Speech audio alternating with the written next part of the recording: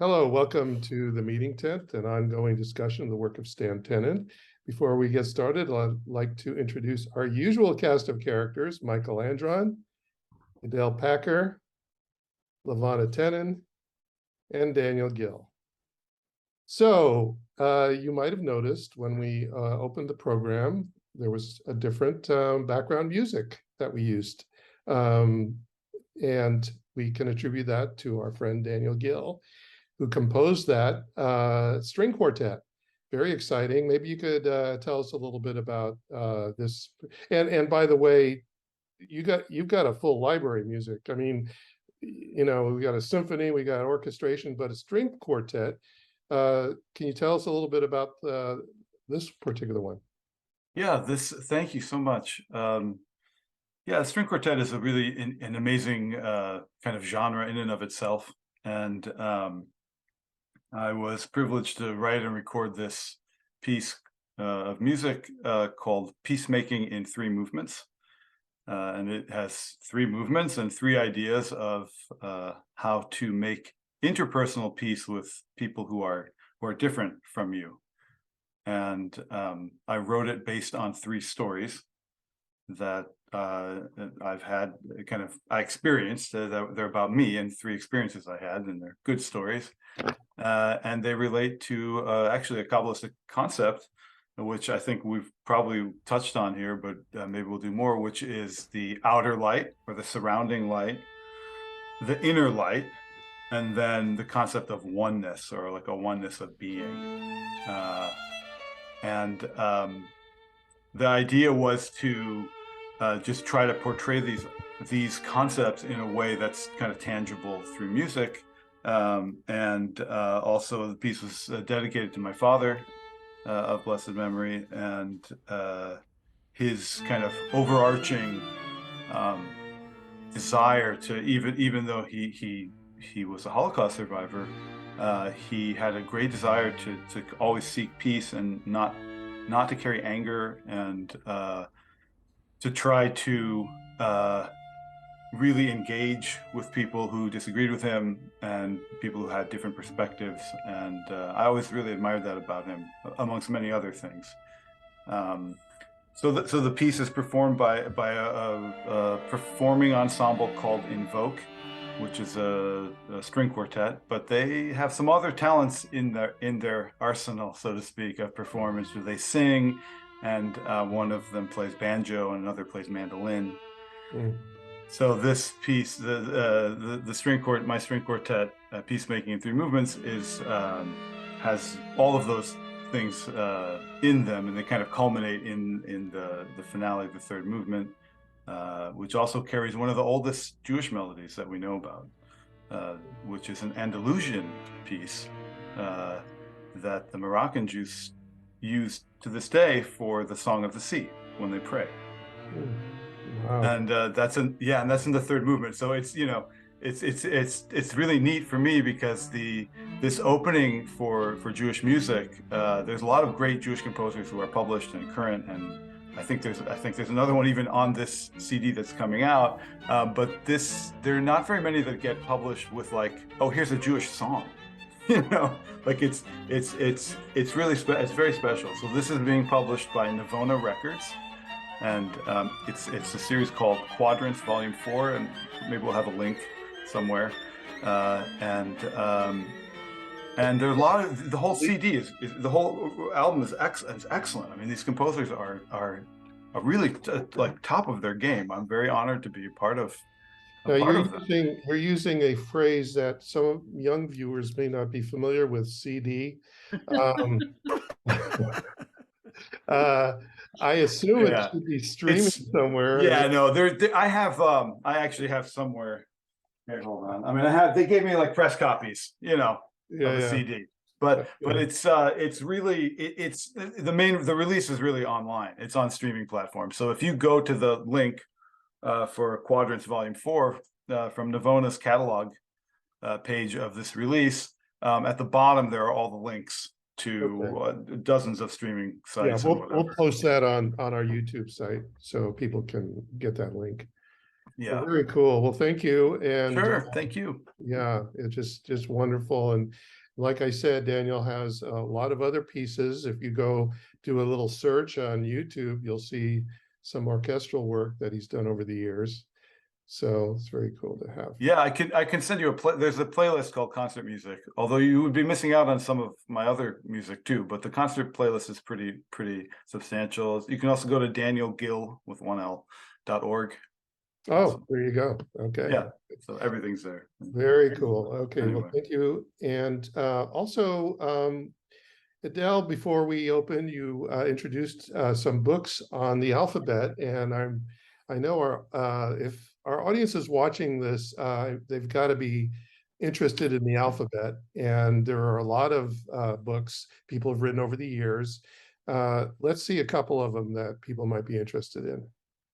Yeah, so I was kind of tickled to find this book in a used book sale. It's The Alphabet Creation by Ben Shahn.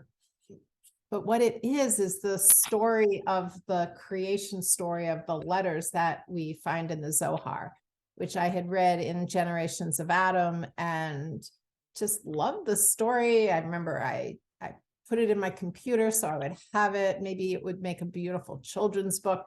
This is it. This is the children's book. It's beautifully illustrated. Each letter wants to be first, and they each have a conversation with God, and God has a purpose for each letter. And it's just surprising. I mean, I know that Stan Tenen read that because I took that Generations of Adam down from his bibliography. And so much of his information came from his lengthy studies, in-depth studies of Kabbalah and the Hebrew letters. So the definitions that come through the body with the gestures aren't new. They're just felt again. And he so eloquently talked about each letter, which we are continuing to do in our discussions, looking at the letters. And then I received a birthday present from a dear friend that landed on my birthday on my front porch. And it's called Hebrew Illuminations by Adam Rhine. And he creates these beautiful mandalas for each letter. And you can get a sense of how beautiful each page is. It's really a coffee table book.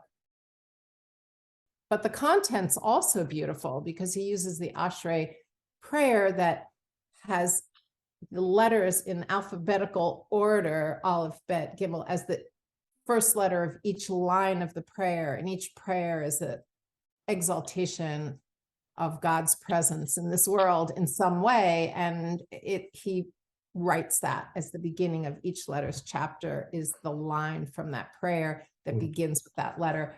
And then he discusses more of the Kabbalistic meanings. And it was so rewarding to read it and see, yes, I know that from having studied with Stan. So it makes me really feel connected to the sources that he was connected to whenever there's redundancy. And I love collecting books. I was told this one just might be a collector's item. I don't even know if it's in print anymore, but see what you can do if you're interested in these books. Okay. Well, great. Thank you so much for that. Maybe we'll be looking at other books on the alphabet as we go along. Okay, so let's get started. We're going to continue our analysis or investigation or review of the Hebrew letters based on Stan's chart, his matrix of meaning. And so if you've been following us, you know that we're not going necessarily across from Aleph along to Tet. We're going in a vertical fashion because we're seeing the three aspects, and we've been able to, and Stan was able to show the relationships between these letters. Today we're looking at Hey, Nun, and final Kaf. So let's take a look. Let's take a look at what Stan has to say about these three letters? Hey, pronounced H or silent, has the same value, means a window. It means as a prefix the, and it's also a feminine singular ending for many words. It's cognate to our silent ending letter E. The hey at the end of a word in Hebrew is often not pronounced, and the E at the end of a word in English is not pronounced. If you put a T in front of it, the hey is the, literally, and it means opening to, an open, seeking, or framing. It's a window. The next level, which is a kind of connection between things inside and out. It's a window. It's connecting inside and out, though. In fact, the next letter is nun, N. Means a swimmer or a fish, and that's an Aramaic term, but there doesn't seem to be any better. And it denotes the past tense as a prefix sometimes.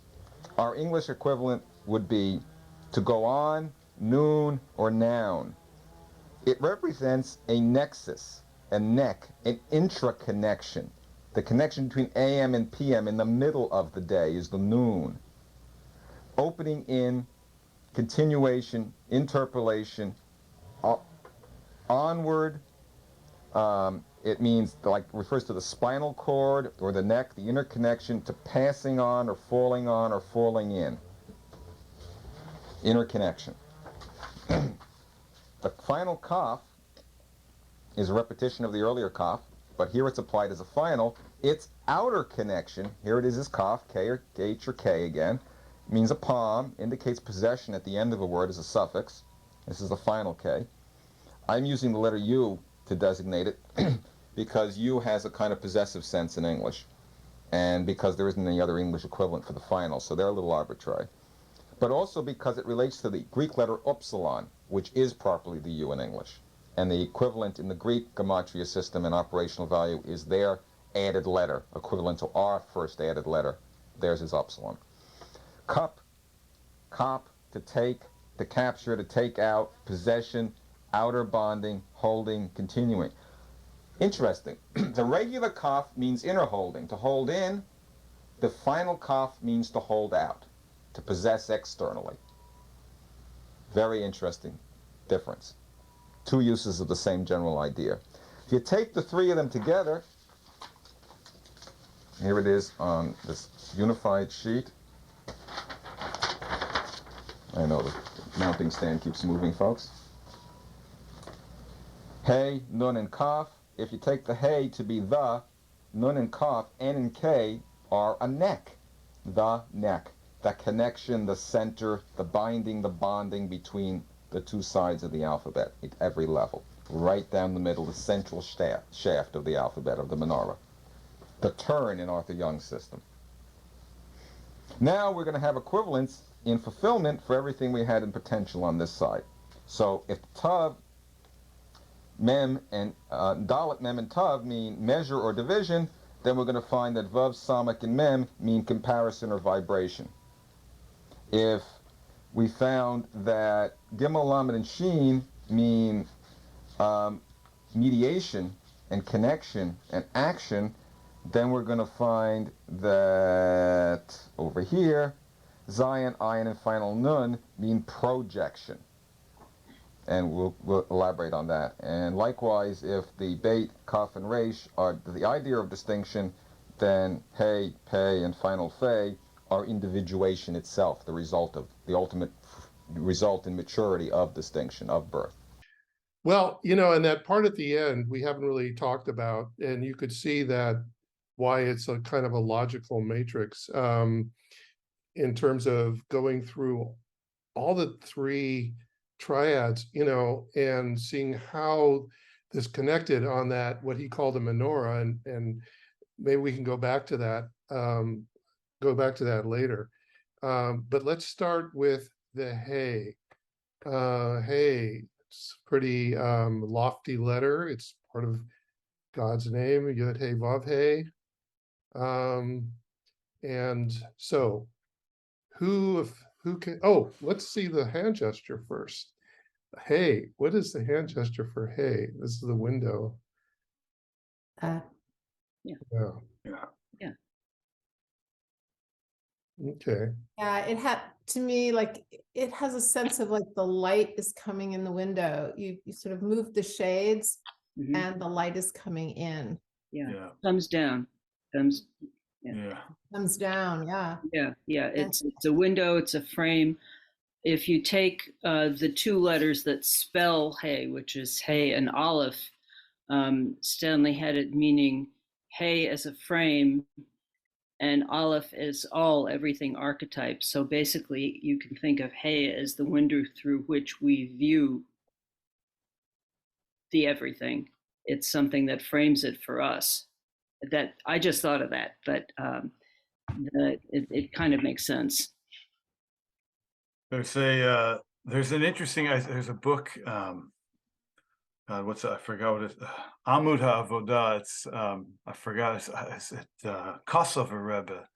And it's kind of, he was a real Kabbalist, and the book is actually hidden inside a volume of that I have. The copy I have is hidden from like the late 19th century or late 19th century. It's hidden inside like a law book, a Jewish law book. Like, so the cover says like, you're a day or something, like this the main one of the main sections of Jewish law, and then inside is this Kabbalistic treatise by this wild Hasidic Rebbe, because someone was trying to hide it from someone, and he says in there beautiful. It's very interesting because he actually uses the metaphor of a window as like how we should understand the descent of light. So like if you have a light source that's directly opposite a window, it comes right in.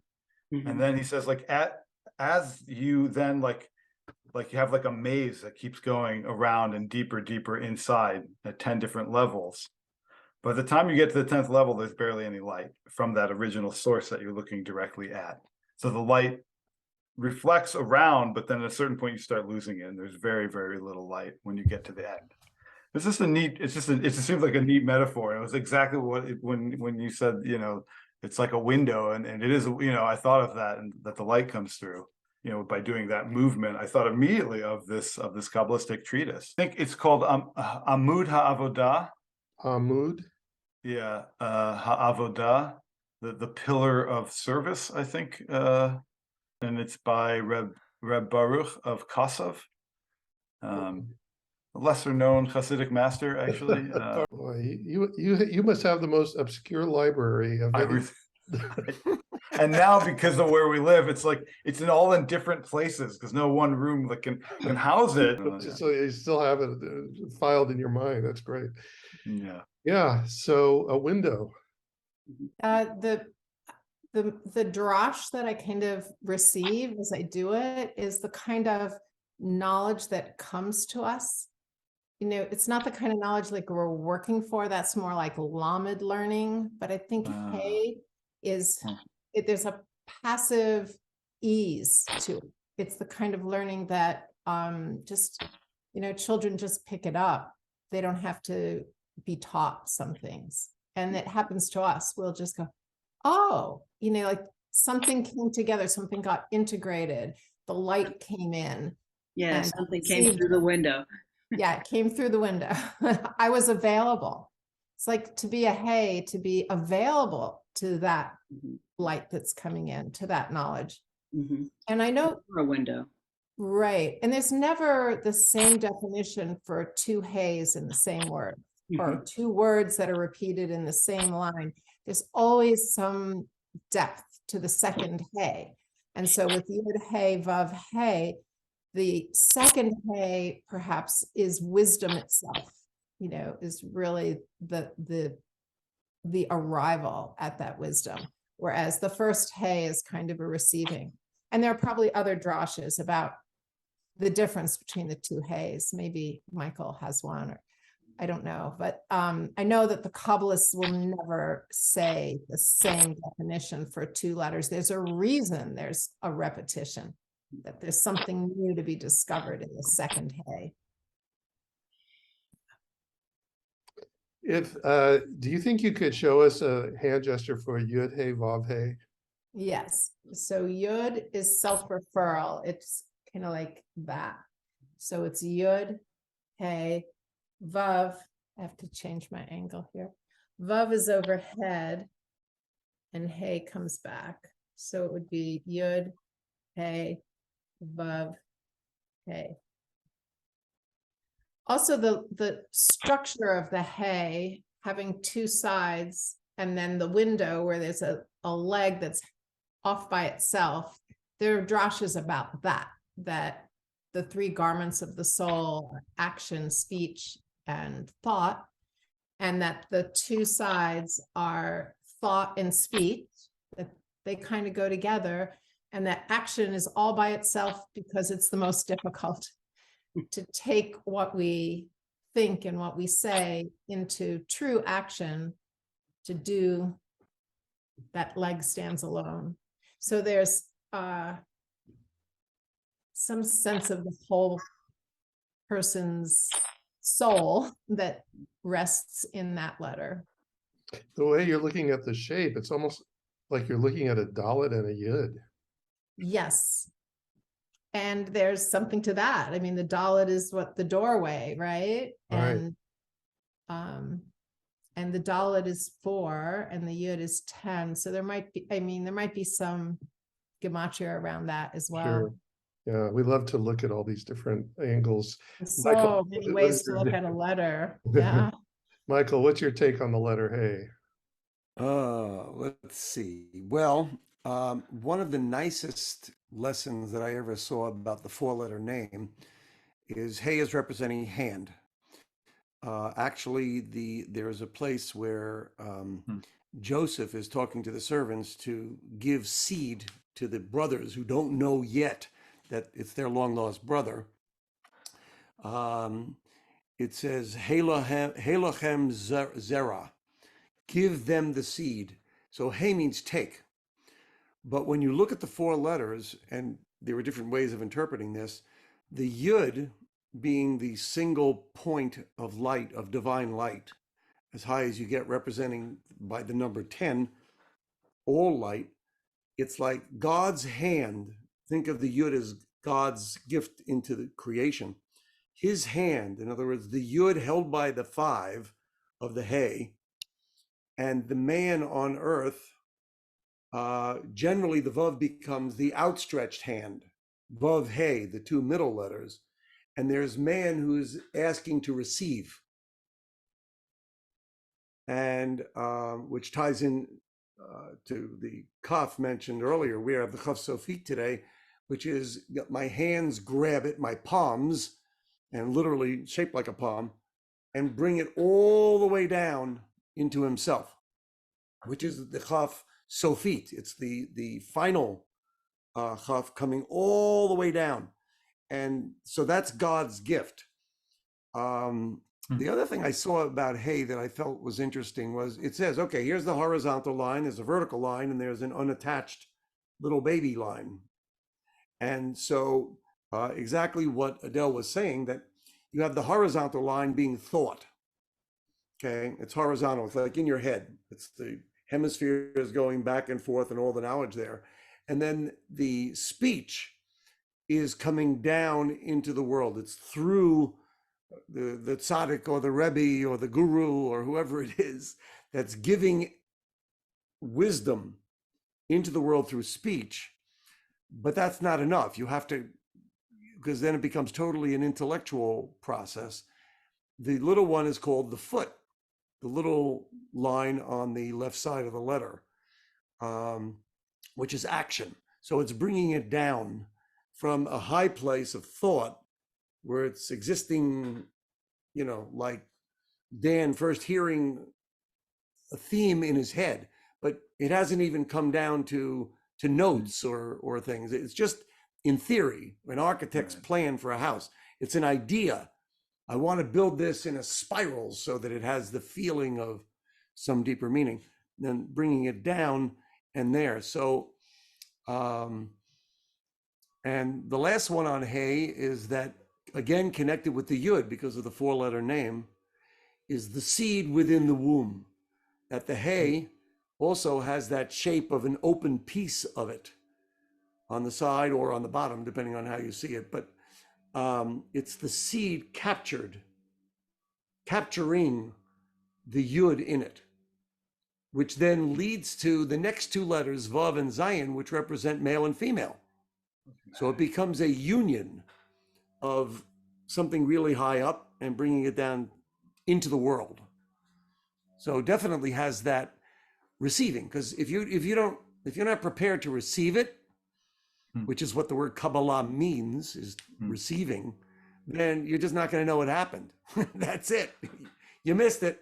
It was like a radio station, but you were tuned this much off. And so you didn't hear, NPR, you heard rap music. Not that there's anything wrong with that, but you're hearing just a different, because you missed it. You weren't ready to receive it. Standing at the doorway or standing at the window and being ready to receive the light that Adele's image and movement of opening the shades, or shutters, is just pull them out, open it up, let some light in.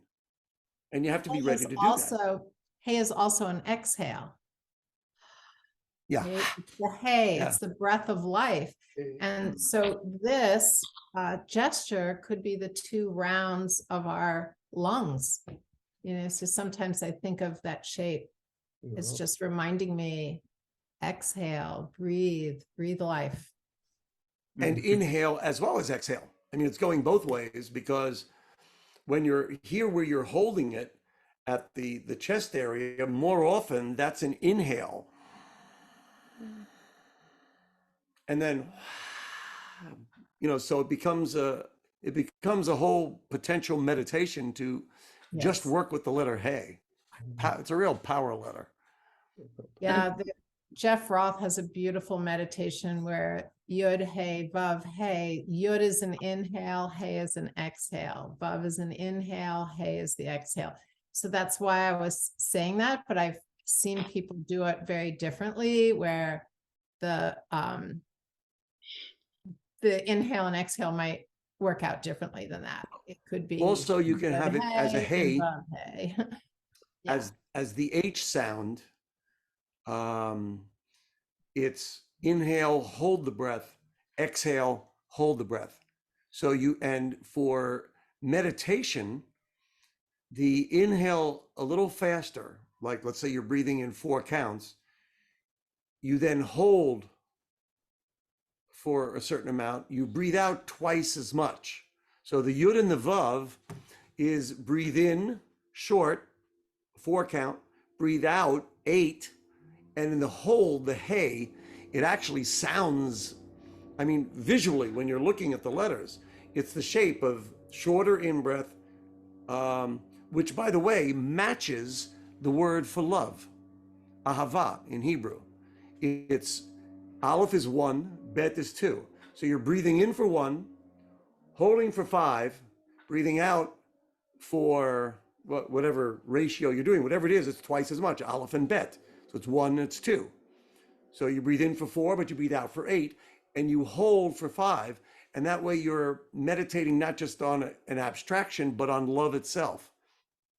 Not the emotion, but the energy of love. And so the letters become that. Michael, is that a particular Kabbalistic prescription for meditation that you learned? Because it would seem to be. What I found is there's one guy who's very stubborn, that anything that he's got a Kabbalistic source for is real, and anything that is not is avodah zarah, it's idol worship. Okay, so he prefers a breath. In one example that he gives, a traditional Kabbalistic breath is chedva, which is also a word for love, and because the numbers are obviously chet is 8 and so on, the letters have different numbers in that order, so that's the breath he breathes. But I can't think of anything as beautiful as ahava. And so if you can breathe in 2 counts and breathe out 4, good for you. If you can breathe in 10 and out 20, you're still following the Aleph and Bet ratio. And the 5 on either side of it is hold.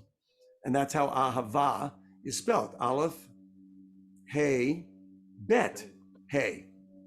And so it has that that union. It's a beautiful, simple meditation. Very cool. Very cool. Actually, doing those gestures is I just did them in my head, is interesting as well. I'll have to, sort of think and feel about that. Aleph, hey, Oh, you're talking about the Ahavat. Spell Ahava. ahava. Spell ahava. Bring the ear in.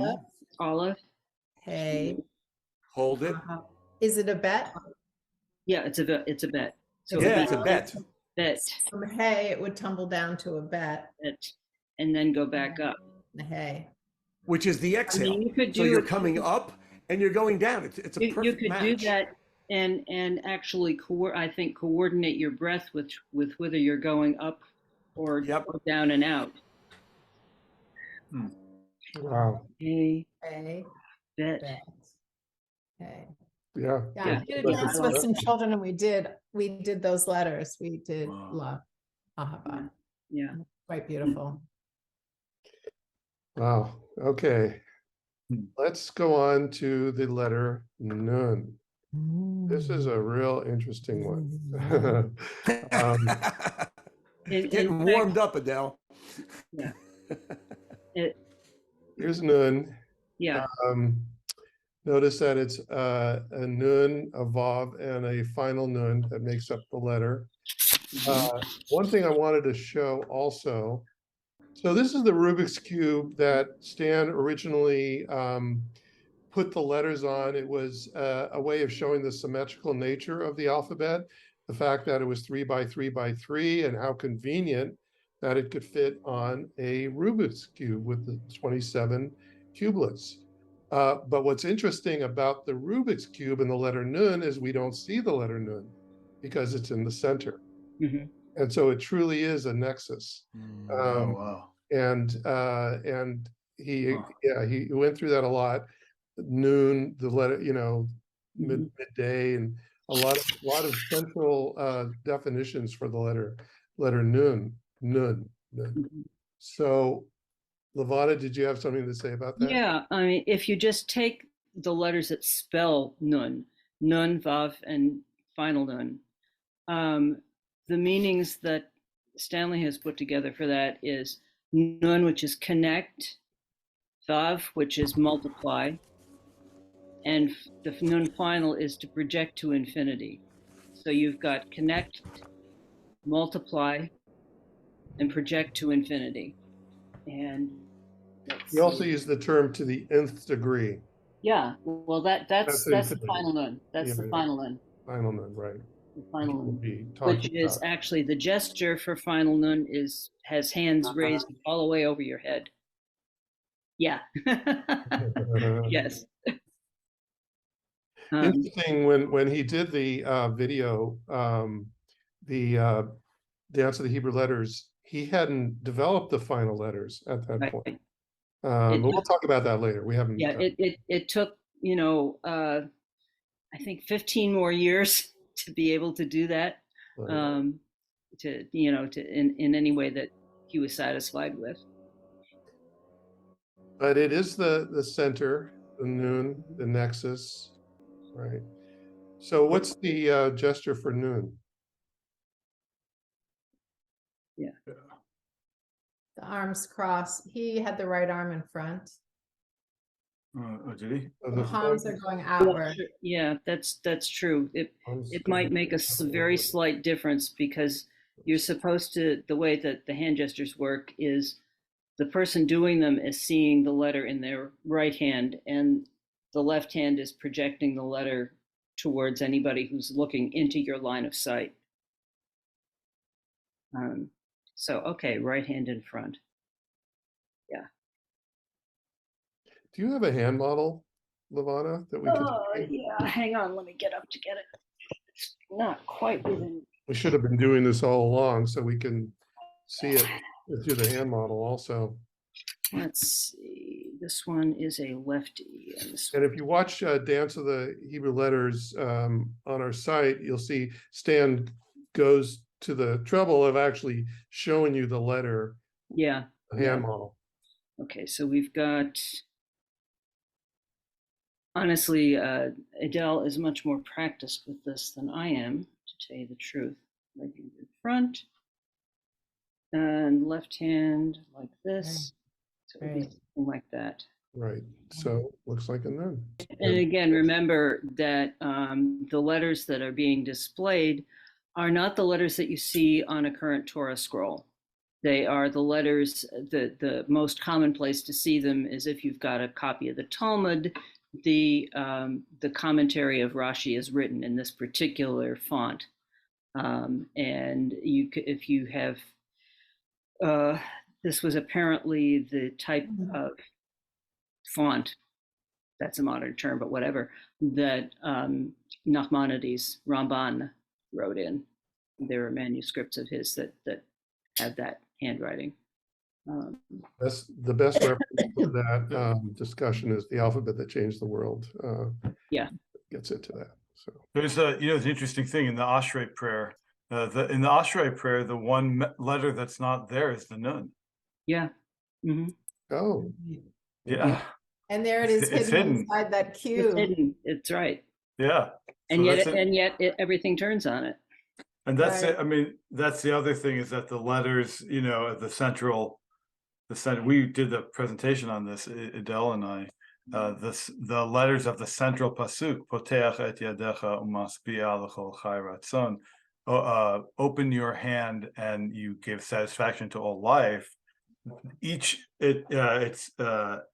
Poteach et yadecha, it's Pei Aleph Yud, umasbi'a l'chol chai ratzon. So the first half of the pasuk of the verse are the letters Pei, Aleph, Yud, and the second half is an explanation of those things. and So it's in the Art Scroll Siddur, it Yeah. tells you to look at your hand while you're saying that line. Mhm. Yeah, and it's considered, but so Poteach is paired with Umasbia. So the Pei, right, is paired with satisfaction, right, which is related to eating, right? Well, and yeah, go ahead. And and then the Poteach at Aleph, l'chol chai, l'kol, like the whatever the archetype, and then Ratzon is the hand, the will. Mhm. So they kind of pair off, which is interesting. By the But- way, we're referring to a prayer that is said in all three of the daily prayers called the Ashrei, and each line it's considered to be a Kabbalistic prayer that starts with each of the letters of the alphabet, except apparently we accept Nun, and just as a reference, you appreciate. They made up a meaning for that missing nun. They said, well, it's the beginning of the word nofel, which is to fall. And that's kind of a negative. So they skip it. I was wondering actually if they mentioned that in the book because he's using Ashrei as a sequence, the book that you showed. Well, it's also it's by King David. I mean, it's Psalms. Tehillah It's David. Psalm 145. It's Psalm Yeah. 145. So for those who are Yeah. listening, they can look at it. But in Yeah. English, you won't see that it's an alphabetical acrostic unless somebody was very clever in their translation. And it's that important that it's one of only a few things in the prayer book that's repeated at all three prayer services, the morning, the afternoon, and the evening. But because it's not in the evening, they put it twice in the morning. It's like something like we need to run through the alphabet twice when we get up. Like, get in there, folks. Log on to the inner energy of the alphabet. So going through an entire alphabet Gimel Daled dance or movement would, for somebody who's doing just movement and not saying the words themselves, that would repeat twice. Maybe the coming and the going, like we were talking about with the hay, sort of the inhale and the exhale. I found something here on Nun. Nun corresponds in Torah to the image of falling, which is maybe why that was either their excuse or their trigger for saying that we shouldn't have a Nun in it. The soul of the Messiah experiences itself as continually falling into the world. If not for the ever-present hand of God catching it, it would crash to the ground and shatter. So the consciousness of the fall is the reflection of the egoless state of the fish, which is nun in Aramaic, as Stan described when he was going through the letters. So there's definitely a give and a take. There's holding on to it for yourself. That's the horizontal part of the hay, so to speak, here. Okay. And then there's the bringing it into the world. So it's coming in and we have to catch it. There's the falling and the catching. What's the source of the commentary that you wrote, that you read? That particular one is a little esoteric, and It's like everything else. it's called the Hebrew letter. Yeah, well, or a lot.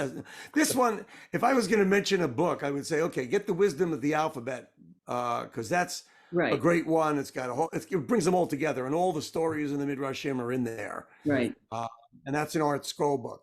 The one that you really have to be a specialist, and not one of Stan's favorite people apparently, was Yitzhak Ginsburg's book, the Hebrew letters. But yeah, It's very complex because it takes every letter and does 9 dimensions of it in the world, in the soul, and in divinity. And each of those is either the name of the letter, the form of the letter, and the number of the letter. So it gives you 3 times 3. It's like 9 very esoteric things, and very,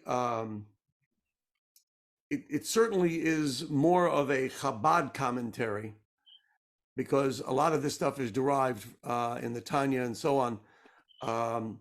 And he is a major Chabad rabbi, Rabbi Ginsburg. So, but it's much more difficult. I mean, you have to know a certain amount of Kabbalah to have a clue as to what he's talking about. Yeah, and he's very structure oriented. Yes, actually, a lot. He is a musician. He's a musician, you know. He composes music for cello. Cool. And but he's also a professor of math. Yeah. And so his number equivalents are not like anybody else I've said. They just go on and on. Yeah. And you know, it's his meditation. Interesting. Yeah. Yeah, there's the thing for the Mashiach, for the Messiah, and the letter Nun is a Talmudic reference, actually. Yeah. The Talmud asks, I forgot where, I don't remember where it is, but I saw it one time. It's what is the name of Mashiach going to be, and a bunch of opinions, and one is Yinon. Right. Which has both nuns, the regular nun and the final. So it's Yud and then the spelling of Nun. Yeah. So like the will of this concept of Nun. You know, Yes. that, and I think the Talmud ends on that, says, oh yeah, that's the last opinion. You know, so I mean, I remember, I think you know, when she comes, the Mashiach. I think a lot of people are going to be surprised, you know, because it's not as opposed to a messianic. You know, if you look over Jewish history, like every time there's like messianism floating around, it's never like a good time in history for us. And always like it's either during, before, or after like some cataclysm. That's because we thought of the Mashiach as male. That's why this time round I'm with it totally. Yeah, no, so me too. No, so there's like the Mashiach of the like religious fervor, and then there's like the actual Mashiach, and they're totally different things. Just as an aside. Or there's those of us who don't believe Mashiach as an individual, but a state of mind of consciousness. So absolutely, yeah, we don't know for sure. But you say, you know, they say there's Mashiach ben Yosef. There's a Mashiach ben Yosef and a Mashiach ben David. Right. One's going to tell us that the other one's coming. But think about it. Yosef means to add on. Okay. And David means to love. Yeah. The root of the word David is one of love. It's an energy that permeates the world. Yeah. Yosef is still like almost a physical thing. Like, hey guys, Mashiach's coming. Yay, let's dance. Okay. Right. So maybe the Ben Yosef is more male energy, and maybe the David is more feminine energy. Adele, you had a comment. No, I just wanted to come back to Nun because Kushner made, Lawrence Kushner's book made a comment about you see Nun with your eyes closed. And that just felt so right, that when you come to Nun, Right. this gesture that you close your eyes, that it's a very spiritual, inward looking, each of the letters is giving us some piece of an understanding of who we are, right? Like the hey is already alluding to these garments of the soul that show up in the world, our thinking, our speech, and our action. But the nun is really soul, right? Nefesh, neshima. It's coming inward, and the gesture crossing. When I put my wrists against each other, my spine falls back. And it's like I feel this wholeness. My knees are forward as I'm sitting here doing this, and my spine is back. It's not just a gesture, it's whole body falling in to some listening. We're listening within, like, what is this aliveness I am, right? So I think Nun asks that question. So I do think it's a neck, because it's like head to heart, right? It's connecting these parts of our body that are our heart mind, and it's a very deep inward connection. And that goes along with being in the center of the Rubik's Cube, hidden. Yes, that goes Yeah. with that Right. sort of like it's hidden in within. Our Yeah. Nun isn't even out here. It's like you Right. have to kind of push your wrists together and fall your spine back and see it's somewhere inside that you get the sensation, the bodily sensation of Nun. Right. So yeah, And in the ashrei, It's hidden. hidden. Yeah. it's hidden. Yeah. Yeah. And then when you spell Nun with the gestures, it's like you're in, and then you're dropping into your spine, right? Because the Vav is that connector through Yeah. neck all the way through the body, and then to end with the arms up, which with Well, the arms up, sometimes it makes me want to look up, and I explored Nun as a solo and a duet happening simultaneously in Etude 22. So that was one of my featured letters. And I found it was so inward that it became autobiographical. It was like, I so got into it that I said, yeah, we're going to have a solo journey and we're going to have a couple journey. And it was very reflecting of where I was in that moment in time with myself. So I think Can that's you why I called it gesture? etude. Someone else can do their Yeah. etude on Nun and come up with something else very meaningful to who you are. Can you just gesture the sequence of Hey and Nun as going from one to the other? Hey and Nun, not spelling. Hey and Nun. Just Yeah, hey and right. Nun. No, just Hey The and Nun. final Nun or the regular Nun? The 50 Nun. Yeah. Hey, Nun. Well, that's cool. One more time. Hey, Okay. your eyes are open. You're letting the light come in. And Nun, I would close the eyes. It's much This- softer. This is Wow. Does really that Yes. present. You're It looks so like- open. Could be Yeah. some, Your elbows have to be out in order to do this properly. Which sorry? The opposite. your elbows have to be out in order to do this properly, which Right. opens up your chest. Yeah, hey is Oh, just, wow. yeah, I'm just totally vulnerable. I'm just open and present. You open the And window then- and breathe, And you can breathe. That could be your inhale or your exhale. and then And this would And then- really take us back in. Yeah. Something that you said, Adele, sparked my question, because Hey we think of as well, going to the more mystical end. It's the 5 levels of the soul. Between us down here in Earth and the very top, we're supposed to have 5 levels of soul. The top is totally hidden, and And there are 10 sfirot. Those correspond to the different worlds Yes. between here and God, the God that is unknowable. And those 5, each of those worlds has 10 sfirot in it. And 5 times 10 is 50.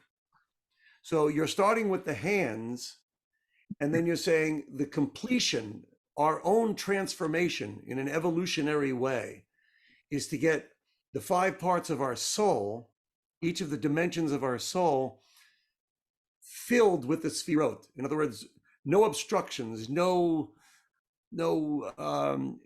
fears, no all the stuff that keeps us from being complete.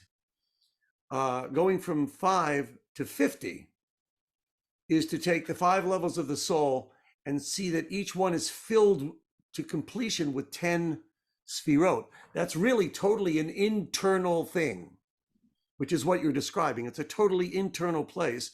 And therefore, each song that is created is unique and individual to that person, which is what you were saying before about the etude. Each one has the whole thing.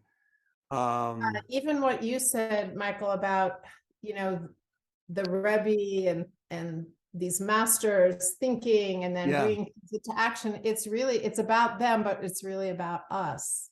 Like it's about everybody. seeing the vision of your music, Daniel, and then bringing it into action, writing it down and getting the group together and making the recording. It's like that effort to do that is really very difficult. The thinking is difficult enough, but it's a gift. We're gifted with this mind to think in music that you have and to bring it into notes, but then to do the action to fulfill the whole so we can all enjoy your music. That is another aspect. And it's really us. It's each person. It might just be as simple as, remembering that the cats need to be fed and getting the words to say, oh yeah, I've got to refill the container and I've got to give them their food and they're so happy to receive it. It could be the simplest of actions that reveals a piece of our soul. And that's why I love this idea of these 3 garments and how people who put their ideas into action are the ones that really should get the credit for the beauty they bring into the world. Okay. Amen to that. Writing the book, it's writing the book. It's yeah. getting it published. It's getting it out. So it could just be words, but there's a lot of action involved in sharing it in the end. For sure. I gotta cut us off here because we've got one more letter. Okay, let's go on. This one's kind of important because it's the first of the final letters. And let me give you a little historical background based on Stan's thesis. So we're talking about the 5th century BCE, and the kingdom of Israel's been split. Israel taken over by the Assyrians, and so there's one country called Judah that's left, and that is consumed by the Babylonian. And we know it's called the Babylonian exile, where the Jews are taken out of their land and brought to Babylon. Now, what Stan talks about in the book is the idea that the Levites had carried the message of the Torah, the hidden meaning of the Torah. His thesis is through hand gestures, and that they were getting to a place where they saw that being consumed by these foreign powers. And so they decided to adapt this text, or whatever you want to call it, into these stories that would be favorable to the Babylonians. Hence, taking some of the ancient world stories and myths and putting them into this text, embedding these stories into the text of the Torah, which is kind of how we have it today, some of these stories. Now, the other thing is that he's talked many times about the Torah being originally, and we know this by statistical analysis, a string of letters, that for maybe 1,000 years, there were no word divisions. But Babylon is overcome by the Persians. Cyrus the First, who's a very tolerant leader, allows the Jews to return to Jerusalem. And so the greatest sage in maybe Jewish history, Ezra, according to Stan, takes this text of string of letters and divides it into words. And according to Stan, the final letters were redacted, that it's not that they all of a sudden decided on these final letters, that they were already in place, but they had been lost or forgotten, or I'm not sure that part of it. So, and then the question also remains, and maybe we can discuss this, in some level, why these letters, why these 5 letters become the final letters. And I'm sure it all kind of fits in together. So now we have the final letters. And one other thing is that, and the way the story goes is that Ezra, they brought the people back and had this mass gathering, like the Woodstock of the ancient world, in which Ezra chants the Torah. Uh-huh. It's chanted, not spoken, not read, it's sung. And now the final letters are in place.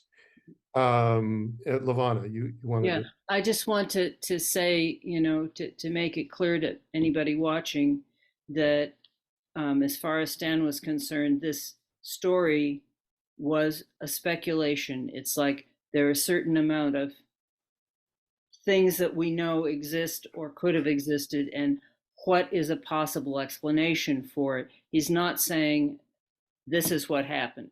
Right. He's just saying, here is a potential framework for thinking about how this might have been in a way that allows you to look for the kinds of things that he later that he discovered in the text as it currently exists. I just want to really make that clear, because I don't want people to say, oh no, this is not what happened, or how does he know that, or whatever. It's the process of imagining a potential for how certain things, including the energy and the meaning that can still be found, that is found today within this text, how could that have been carried? What could have happened? How could it have come to be? And it's one weaving of these threads into a speculative story, a net on which you can stand to look at the rest of it if you care to. Yeah, Stan was very clear on that in terms of it's not the way it is, but also Stan looked at his work as a big jigsaw puzzle. And this was an important piece of that puzzle. When you tie it into all the other elements that he was working on. Now, before I get into the specific letter, does anybody know why these 5 letters were the final letters? Why they're attached to those specific letters? Because I don't, and maybe we could do some research on that. I heard one, and just as Levana was saying, it's a speculation, but it's kind of a nice little, what they call a vort. It's just a word, something that you can carry with. If you look at the 5 letters in the order that you have, and we haven't looked at all those letters yet, okay? But kaf is the hand. In other words, the desire to receive. We talked about that, being ready to receive. The final mem, which is the second one of those, is the entire water world that we live in, and the fluidity and flowing. So we're desiring to receive the complete flowing, and we get to the nun, the final nun, which is a representation of the 5 levels of the soul being complete, and therefore receiving the full light from the water world, the big water world. that we live in. Pe, the word means mouth. Pe, it's a mouth, it's speech. So then what? Now you're complete. You're the mystic. You're sitting on the top of a mountain somewhere or in a shtetl somewhere, and you want to receive it, and you're in that world, and you bring it in, and you come close to perfecting yourself. Now you have two options. You can share it by speaking of it in more or less esoteric terms, or you're still not done because you may not have the perfection of it. And the final tzadi, which is, we say tzaddik, it's the first letter of the word tzedek, to act correctly. Now you've gone through a journey from wanting it to being in it, to log on to the internet or internet, as the case may be, to log on, to try and complete yourself, to speak about it, and to hold on to it in a silent way, the way the wise person knows when to speak and when not to speak, and when to do right, which is tzedek, justice and correct action. So that was what I had heard as a sequence for the lesson of the 5. That's it. So that's based on. It's a nice lesson. It's a nice Yeah, yeah. lesson. That's based on the sequence of those 5 letters, but Yes. it's not attaching specifically to the letters, the original letters.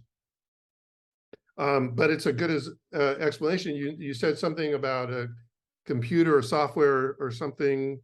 I heard you say you were tied into some Logging onto the internet. logging on the internet. Okay, Yeah. I'm going to use that as a segue to a quote I found by Arya Kaplan from his book, The Bahir. And he says, rather than, excuse me, rather than a book, the Torah was very much like a computer program set to produce a specific book from specific events. Well, that was definitely The an idea computer that is a Stanley wealth of stuff. encountered. Yeah. Yeah, it's Yeah. that was one of the earliest ideas and framing that he encountered, and he just, he said, "Oh yeah, right, okay," and ran with it. There you go. Okay, so let's take a look at the Kaf final. It's made up of the original Kaf and the final Kaf. This word is Sophie. It means, I guess, final. Yes. Yeah. Yeah. So what do we make of a palm? It says palm. Here, let me get rid of this. Indicates possession, containing. Yeah. Grammatically, when it occurring at the end of a word, it indicates possession. I mean, that is the suffix. If you stick it on a Hebrew word, it's possessed by, it indicates possession, like the apostrophe S. Yeah. Mhm. It also, 4 out of the 5 final letters go down below the line. Mm-hmm. In other words, all the regular letters are in there. The Yud is the only one that's hanging, and the Kuf is the only one, which we talked about on the first sequence of 3 letters. The Kuf is the monkey one, and its tail is reaching down. But it's as if in this world that God created, the goal is to bring it down, to bring that energy down into our lives and make better lives. And when you take the letters, relevant to what I said before, the Kaf, the Mem, the Kaf, the Nun, the Pei, and the Tzadi, those 4 letters all take a letter that's sort of, we got it, it's in the world, and we're bringing it down deeper inside of ourselves. Well, the way he was explaining it was these final letters were an outer extension of the inner letter.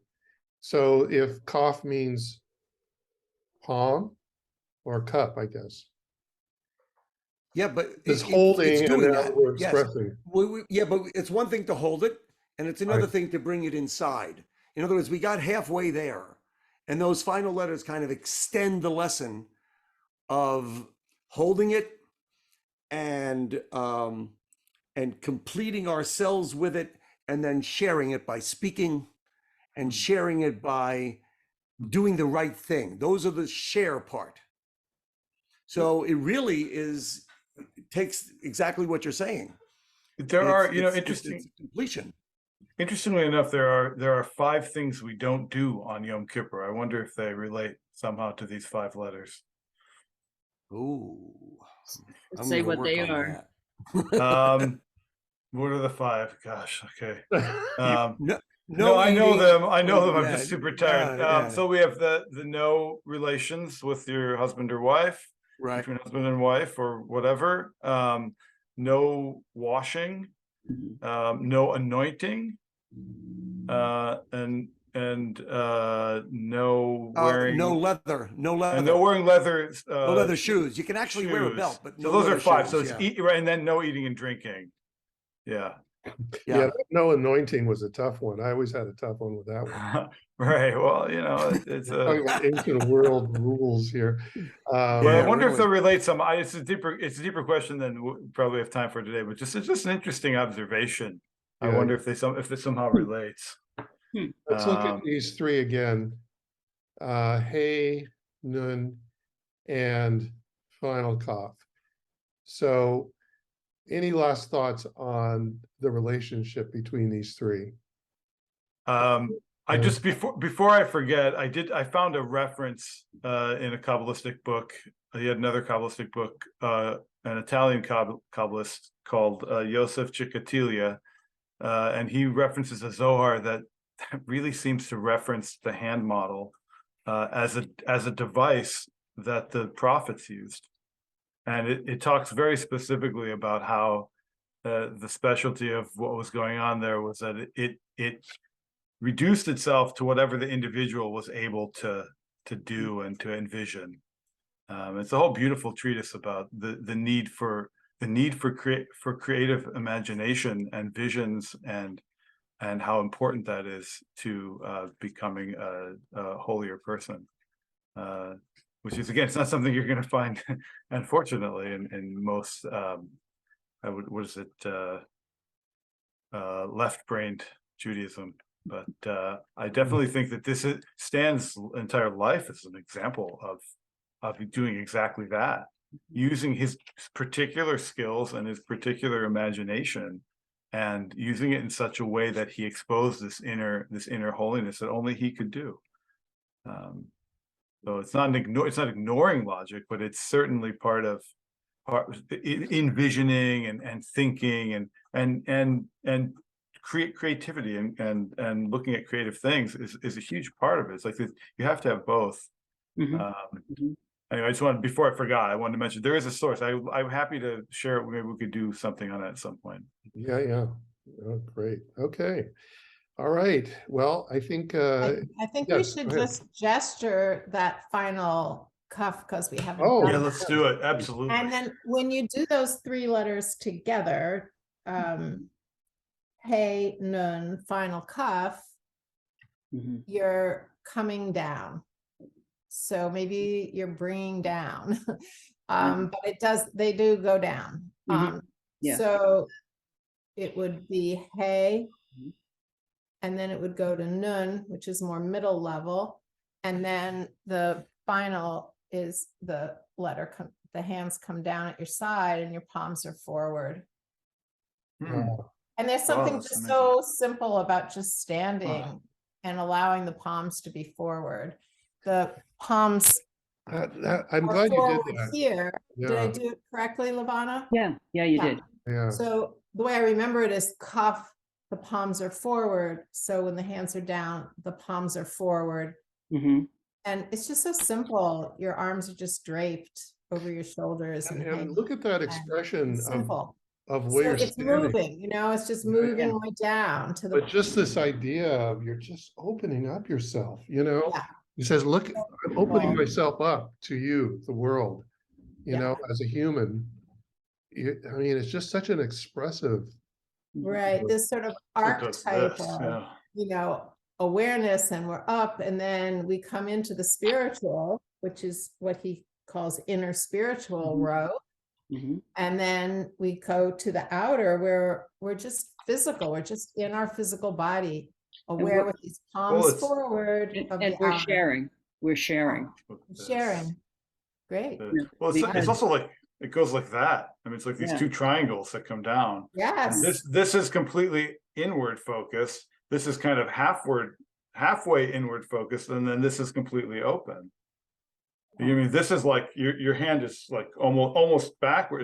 It's like really closed. It's just the opposite of that. It is from here to here. The open palm at the end is like opposites, and in between you have this in between gesture, and then it comes down. So it's like at that the nun is exactly what Stan said. It's the nexus. It's the nexus from above to below. Right. nexus. Well, in This a sense, what you're triangle down. What's that? Yeah. what you're doing is you're taking what you, if the hay is the window through which the light comes, and you internalize it, you hold it, and then you share it as something that comes through you, because this does indicate possessive.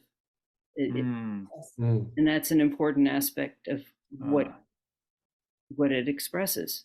Oh, that's Mm. really interesting. yeah, amazing. Huh, wow. There's All right. always a message when you Okay. combine the letters and you see the transitions of the letters, what it's doing in your body. Mhm. Mhm. Wow. Okay, I got it for you, Dan. I figured it out. Yeah, Please. take the 5 final letters, okay, and the things you can't do on Yom Kippur. Okay, I great. got it. I Wow, got it. cool, Okay, man. Wow. cuff is holding. Mhm. Okay, that's the sex one. Okay, you're not supposed to be holding on to people. You're supposed to be holding on to something higher on Yom Kippur. Therefore, don't do this, do that. Huh. Okay, mem is easy. That's water. It's mayim. Mhm. Drink. Okay, in other words, okay. The nun, which we talked about today, which takes us all the way from way up there and down to the earth. Okay, the place where you're standing is holy. That's what God says to Moses. Okay, therefore take off your shoes. Uh-huh. Okay, don't separate yourself from the earth. Uh-huh. And it doesn't say, by the way, I read this year, which surprised me. I thought you couldn't wear a leather belt and we had to come up with fabric. It's not true. It's only It's the shoes Yeah. separating you from the earth. And finally, the tzadi, the final tzadi, is the picture of it. First of all, is the way it's drawn is your hands are up and it goes down into the earth. It's the tzaddik who is in perpetual carrying that on to do the right thing.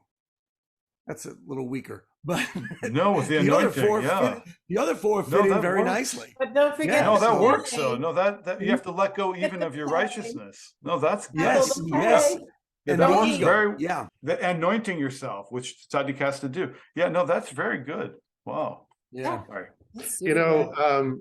Wow. our Adele has audience- something to say. Yeah, Adele was gonna, yeah. Oh, go ahead. No, I Bill. was just saying you omitted the pay, which would be the don't eat. Oh, is he Ah. eating? Well, that Yeah, was so I just that wanna was make the sure you get most that. Yeah, obvious one. Yeah. No, no, That's it's beautiful. amazing. No, that's really, do you write that down? That's really good. See, Um, now you I think have 5 letters, and yeah, I'm playing like connect this word to this meaning. And it actually does work. for our audience, for those of you who think that Michael's over here, and he's not listening to what, because he's always, No, I'm writing. but he's waiting, he's listening, and then he's coming up with this That's stuff. great. So Wow. he's not being rude, he's paying attention, but he's got No, I get every word. and he's got a book coming from this. He's got a whole notebook full of notes that maybe he'll publish someday. Who knows? In any case, we've Yes. we've run out of time. An hour and over an hour has gone by pretty fast. So once again, thanks for watching. We'll be back next time. What do we got next time? We've got Vav, Samic, and Final Mem. Mhm. Ooh, that should be fun. Well, In any case, thanks for watching, and we'll see you next time. Take care. Bye-bye. Bye.